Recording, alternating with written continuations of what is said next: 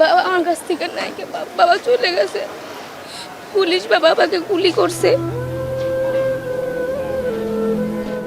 1 বছর হলো বাবা নেই, নেই আবদার, নেই অনুযোগ অভিযোগ। স্বৈরাচার প্রতিরোধের এক মিছিল থেকে শহীদ হন যাত্রাবাড়ির সবজি বিক্রেতা জাহাঙ্গীর আলম। বাবার কথা জিজ্ঞেস করতেই চোখ ভিজে যায় নবম শ্রেণীর শিক্ষার্থী সিনথিয়ার। যে আমার বাবাকে হত্যা করছে তার বিচার চাই আমি।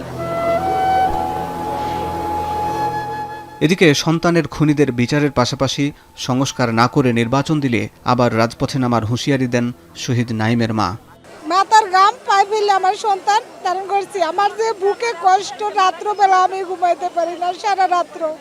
সবার জুলেশনও দিবে, পিয়ার পদ্ধতি যারা বোঝে বুঝবে, না বুঝলে তাদের বুঝাবেন। পিয়ার পদ্ধতিতে ভোট হবে, সংস্কার করে তারপর ভোট দিবে, নির্বাচন দিবে। এটা আমরা চাই সরকারের কাছে।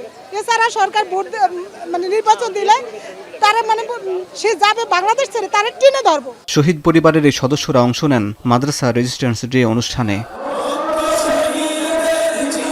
জুলাই গণঅভ্যুত্থানে প্রতিরোধের অন্যতম প্রধান কেন্দ্র যাত্রাবাড়িতে মাদ্রাসা শিক্ষার্থীদের সংগ্রাম ও বীরত্বগাথা স্মরণ করতে এই আয়োজন করে সরকার। মাদ্রাসার যে স্যাক্রিফাইস সেটাকে অনেক সময় স্বীকৃতি দেওয়া হয় নাই, এবার এই সুযোগ হারানো যাবে না। পূর্বঘোষিত সময় অনুযায়ী সোমবার বিকেলে অনুষ্ঠান শুরু হয়। অনুষ্ঠানে যোগ দেয় কওমি, আলিয়া সহ বিভিন্ন তরিকার মাদ্রাসা শিক্ষক ও শিক্ষার্থীরা।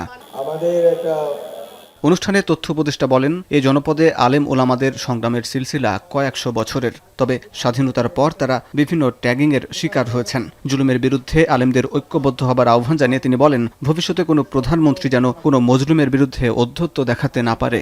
একটা ঐক্য দরকার, সে ঐক্য হওয়া উচিত জুলুমের বিরুদ্ধে, ফেসিবাদের বিরুদ্ধে, এবং যাতে কোনোভাবেই আওয়ামী লীগের ফেসিবাদী মতাদর্শ বাংলাদেশে আর কখনো ফিরে না আসতে পারে। আমরা মনে করি যে রাষ্ট্রের নিরাপত্তা এবং সার্বভৌমত্ব থাকবে না, সেই পদ্ধতি যাতে অনুসরণ না করি। আমরা যাতে নবীজির যেই আখলাক আছে সেই আখলাক নিয়ে আমরা মাদ্রাসা শিক্ষার্থীরা যেইভাবে ট্রেন্ড হই, সেই ট্রেনিংটা যেন আমরা আমাদের কর্ম, সমাজ এবং রাষ্ট্রীয় জীবনে আমরা যাতে প্রতিফলন ঘটাতে পারি।